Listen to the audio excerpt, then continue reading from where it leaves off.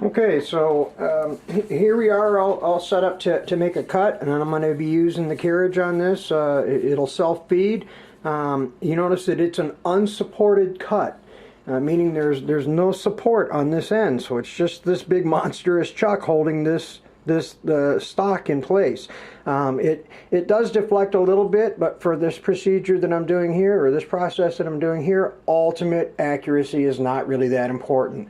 If it was, I would slide the tail stock down and I would have it supported on this end. But for this application, this is just fine.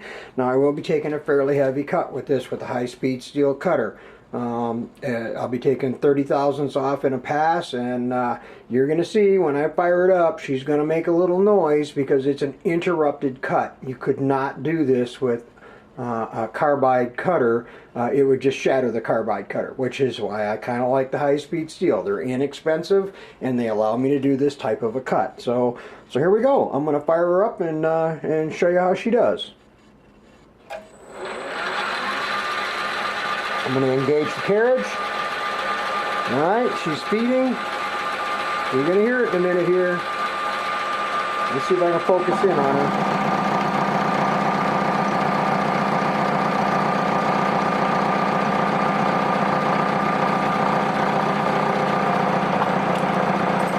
Oh, excuse me, bumping the camera. I like to use a little Tap Magic as cutting oil.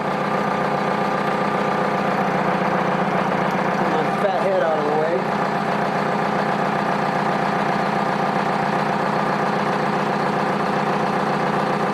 Now I'll do a couple passes here to show you what she's all about. Okay, it's going to stop here in a minute. I'm going to hit my stop. Alright, I'll stop it. Back her off. Advance her another 30 thousandths. So I'm taking overall 60 thousandths of material off of this at a time. That's a pretty good cut for an old girl like this, I think. She doesn't seem to complain too much. Okay, here she goes again. I love the smoke trails of that cutting oil. Get a nice hot chip. Chips come off nice and blue.